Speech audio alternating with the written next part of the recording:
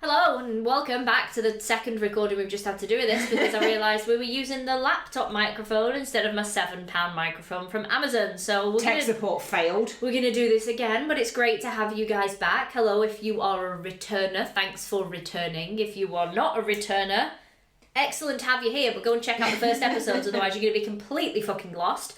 I'm Charlotte. I'm Maria. And we do this podcast to help you guys get CeMAP qualified. I keep saying we do it every week, and that's a lie. We don't always do it every week because we've grown up, so we've not quite got our shit together yet. But the whole point is we get together, we work through those really boring CeMAP textbooks, and we try and pinpoint bits that we think you need to know for your exam. Hopefully make them a little bit more understandable. And this week, Maria, it's a big one. I've heard that promise before. Well, I am not going to disappoint you. Oh, that'll be a first. Gilts. Yes. That's what we're doing in this one. And everyone hates them. Everybody. Including Bandit. Including the dog currently growling at the door. Everybody hates gilts. Nobody likes them. They're not a fun topic. I'm going to change that for y'all. Ooh. I'm going to break gilts down. You are making a lot of promises in the opening few minutes. Completely sober and have no intention of disappointing either. Trust me, I am going to blow your mind. Not the first time I've heard that either. Without further ado, Maria, could you please cue intro music.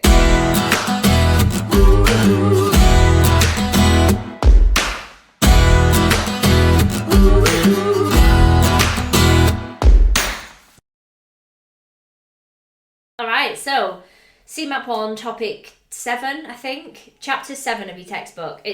Honestly, it's just a mindfuck of so many proportions. I can't even explain it. Okay. It's basically the first introduction, I think, in this chapter to different types of investment products. So it talks about, like, bank accounts. You know what a bank account is, Maria?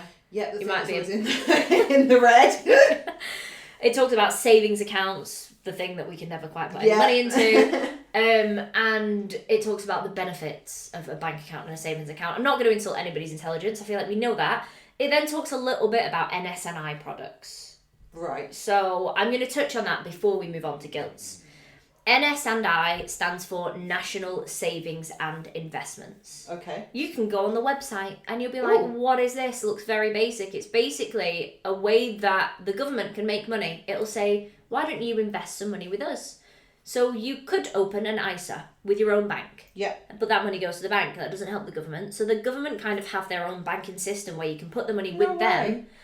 It's a way that they can make money to put into, NHS and mainly line their pockets. Or they can, they do whatever they want with it, but they offer you a return, or they can offer you a return dependent on what type of NS&I product you get. Okay. So there's loads of different ones. The big one that the textbook talks about, the big one that you guys need to know about for your exam, is something called an NS&I premium bond. Right. Now, when I sat my well shit fast track course with the provider who we will not name in this podcast, somebody on that course said that their dad had opened up a premium bonds account. And the way that it works is for every £1 that you stick in, you get entered into a lottery. And you can win money anywhere between like a £5 and £50,000.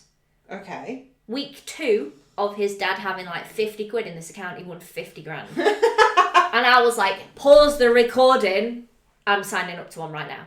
Okay. I have had one since that course, which was 2 years ago? Yeah, I'm really sorry. My dog is a knob. He's barking at something. The wind. Yeah.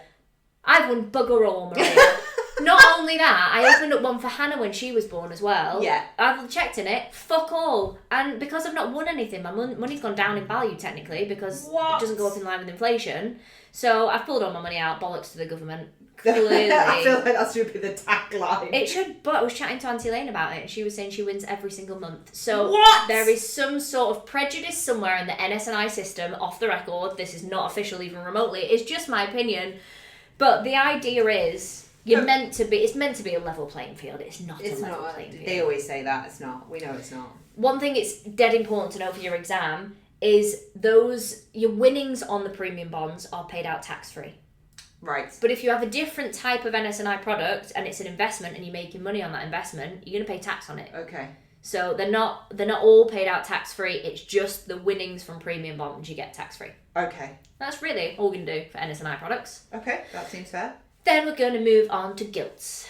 I hate the fact that you're so excited. I'm so excited. What the fuck? Do you know what? It's because people hate it, and then I did loads of research on it because I also hated it, and I was like, shit, I got to teach this to people now. And now I just think they're dead easy once you find somebody that can explain it to a normal human being, and You're that person. I'm that normal human being. Yeah, okay, fine. I want to toot my own horn, but toot toot. Exactly. So they're called gilts in the textbook. Gilt stands for a gilt-edged security. Okay, makes sense. So if we break that down to start with, a security is just another word for investment. Mm-hmm. That's it. So it's a gilt-edged investment. It's called gilt-edged because when they first started offering them back in Jane Austen times... Like a wild guess, the paper on which you got offered gilt was gilt-edged. Yeah, it was edged in gold. Yeah. So Google gilt-edged securities and then hit the images button, and it's like an old document with gold. A gold border around the edge. Segue, those are some of my favourite books that the pages are edged in gold. Oh, like my notebook? Why. Yeah. Oh. I don't know why, it just tickles the shit out of me. It looks well fancy. It does look well fancy. Yeah. So, the only reason they're called gilt-edged securities, or gilts, is because they were edged in gold before, the internet. The first reference to a gilt that you can find is actually in a Jane Austen novel. I think it might be Jane Eyre, but I could be full of shit. Fucking love Jane Austen. She basically talks about the attractiveness of a potential suitor because he has a pocket full of gilt-edged securities, which basically means he's fucking wedged. Or loaded, for those of us that don't know what wedged means. How do you not know what wedged means? Where have you been living? The South. The South is where I've been living. Okay, loads of money. Loaded. Yeah, there we go. Got a fortune. So that's the first reference to a... Man in possession of large fortune. I'm looking for a man in finance. Okay, no, we're sorry. not. We are not. No, we're not looking for men in finance, even remotely. Those are the worst. But that's why gilts are called gilt-edged securities. That's the first reference to them. All of a sudden, we're feeling a little bit better about them. I was excited the second you said Jane Austen, so I'm fully on board with this topic now. The next thing we need to know is, why do we have them? I don't know. They are another way for the government to make money. Shock! So, we've spoken about NS&I products. That's one type. Yeah. They're accessible to everybody. Gilts are not accessible to everybody, and that's just because of how much they cost. But the government can the government can make money by either raising taxes, which doesn't make them very popular and means they're less likely to get voted in, or they can issue gilts. And what they do is they basically go, we need somebody to give us £50,000, so can somebody buy this gilt for £50,000? Yeah. What you're going to do, you're going to give the government 50 grand. You have then bought the gilt already. Yeah. You've got your gilt-edged security on paper. Yeah. And you will buy it for a period of time. At the end of that period of time, it might be 6 months, it might be 3 years, it might be 10 years. You cash in your gilt, you give them back that piece of paper, they are going to give you your £50,000 back. You're basically lending money to the government. That's what it is. But do they pay you interest on it? Yes, they do. So I was about to be like, this is a fucking con if they don't. Yeah, they do. So they pay, I think they call it a coupon. It's basically an interest God forbid payment. they just fucking call it a loan with interest. Yeah, no, Jesus. It's not that. It's a coupon. So the coupon is the interest that you get paid every 6 months. Right. And that is basically a thank you for lending you that money. Right. Now what you want to see, ideally, is that rate of interest to be higher than the rate of inflation. Impossible, considering rate of inflation was, 13%? Yeah, otherwise... Absolutely fucking not going to happen. Your money's gone down in value, so... But it doesn't happen that way, and that's because gilts are the most safe investment you could possibly ever have. Because... Seriously? It's generally assumed that the government are not going to default on their debts. And you might laugh, however... I would like to see the last time it actually happened, that they defaulted. I know I talk a lot of smack about the government, but it just seems wild that no one anywhere has suffered a loss of their gilt. No one ever has suffered a loss of their gilt. So, okay. If you think about investments, usually the rule is the higher the risk, the higher the reward. Yeah. That's the general rule. Yeah. So because gilts are dead safe because they're backed by government and we're hoping that the government aren't going to go bankrupt, yeah, the return rate's pretty shit. But your money's guaranteed. So it's a safe way to It's a really safe investment. Jeff Bezos might, Sorry. touching toes. I'm so sorry. Our toes just touched under the desk and I'm officially weirded out. I need to put fingers in my ears. I'm so sorry. It's okay. It's because you made so many promises at the beginning of this podcast. I wanted to play footsie. Okay, so let's recap and rein it back in. Gilt. Very safe. Yep. Government backed. Yep. Low rate of return due to low risk. Yep.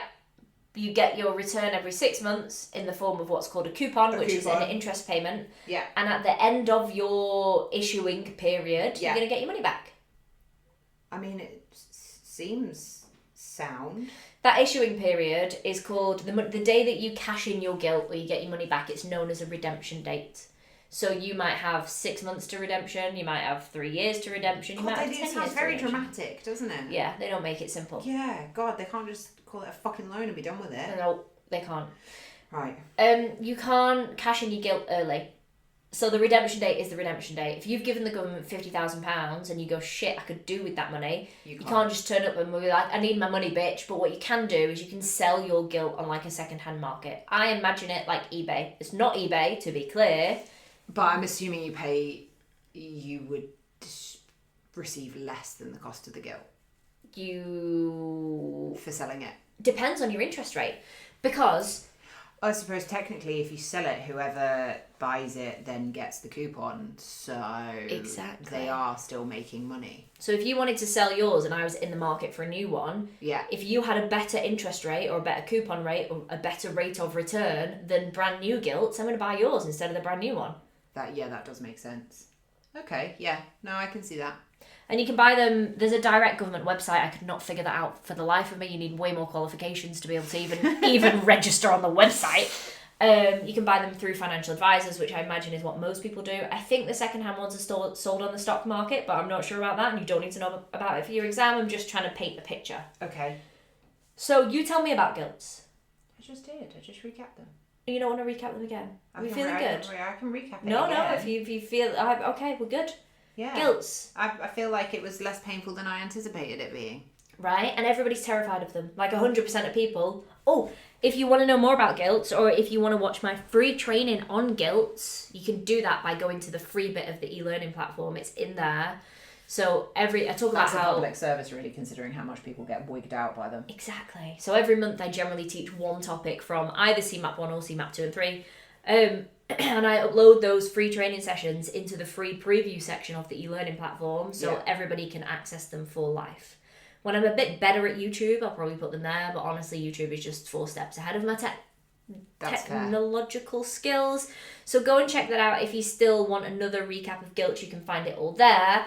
We are going to move on, and actually the last thing that we're going to talk about for this topic, because I feel like there was a lot of information there. Yeah, it was. Is something called local authority bonds and PIBs. Yeah. Which is called permanent interest bearing shares. PIBs is way more fun. Yeah, that's what I like to say. Maria, what do you think a local authority bond is? Oh, good God. I mean, bond is generally something to do with money. Mm-hmm. So I'd assume it's something to do with money in the local authority, but that's about where I'm going to stop guessing before I make a tit of myself. No, you're exactly right. It's exactly the same as a gilt, just through the local authority. So instead of lending the government money, you can lend the local council So it's money. like Cheshire East being like, yo, you want those potholes filled? Yeah. That's exactly that. Give us the money. Exactly. So... local authority bonds are the same as gilts. You just lend it out to the local authority. For what you need to know for the CeMAP exam, they are also considered one of the safest types of investments next to gilts because it's unlikely that a local authority is going to go bankrupt. However, since your textbook has come out, Birmingham County Council did in fact go bankrupt. Go bankrupt, yeah. So it might be that in the new version of the textbook they change that because I don't think they are now as safe as the textbook assumes. But for the purposes of your CeMAP exam, super safe. Okay. Perfect. PIBs, permanent interest bearing shares. Yes. I would like you to do something, and I would like everybody at home listening or in your car or wherever you are to think about the word PIBs, and I want you to take the last 2 letters, BS, and everybody thinks bullshit. Yeah. I want you to replace bullshit with building society. This sounds like when my parents were trying to convince me not to swear, which, as everybody can tell, worked out real well for them and me. And it's like when you go to say, fuck, and they're like, fudge. That's what that feels like. Don't say bullshit, say building society. Yeah, say building society. And the reason is, it's the same as a gilt or a local authority bond. It's just you're lending the money to a building society. Okay. It feels weird that it's like normal people lend us money when normally, like normal people lending governments and building societies money when normally the flip is the case. Normal people are looking to borrow fucking money. Yeah. And I think that's why so many people struggle with this topic, is because it's just so far beyond anything we do in day-to-day life. It's basically a loan, but in reverse. Yeah. And people say, well, what's the difference between a PIB and buying a share in a building society or becoming a member of a building society? Yeah. And that's a really great question. The difference is, when you become a shareholder, you are taking part ownership in that company. You've bought a share. Yeah. You are part owner. Yeah. With a bond or a PIBs, it is literally just you are a financial lending them transaction. Money. Yeah, you do not go on the board. You don't make any decisions. You are not owning a part of that company.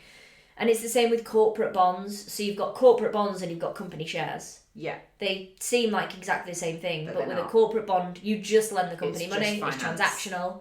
With a company share, you buy into that business. You're going to take a share of their profits. Right. And that's it. So that's like almost that entire chapter broken down into something what isn't fucking impossible like it is if you look at the textbook. In my humble opinion, this is not a fact. But people have mentioned. But 100% of people have confirmed, in fact, that I'm not far. I mean, in fairness, what we should do is you should give me a nightmare topic to read beforehand and be like, cool, this episode is for you. Teach it. And I'll be like, no. We're maybe going to do that as a podcast special. Nobody wants to hear me try and teach a textbook chapter. Bit my tongue. Oh, right, okay. That's officially all we got time for now for this episode, because we've done a lot and I've just bit my tongue and I don't really want to talk anymore. That's fair.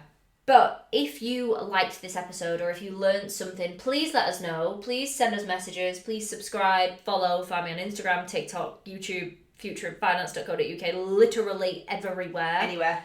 Because the more you guys engage and interact and say that you like listening to it, the more free stuff we can keep doing. Also, the more inclined we both are to do it. Because honestly, like, praise goes a long way, guys. So if you tell us we're great, we're like, oh, okay, well, Dave thinks we're great. Let's carry on. Yeah. So please help a sister out. Yeah. Tell your friends that care about CeMAP. Tell your work colleagues that also care about CeMAP. Just badger people and be like, these two, they're great. They're doing some really good work. And that's it. That's all we're going to bother you with for this week. Thanks so much for being here. Thanks for tuning in. We appreciate it. We will catch you for the next one. Cue outro music.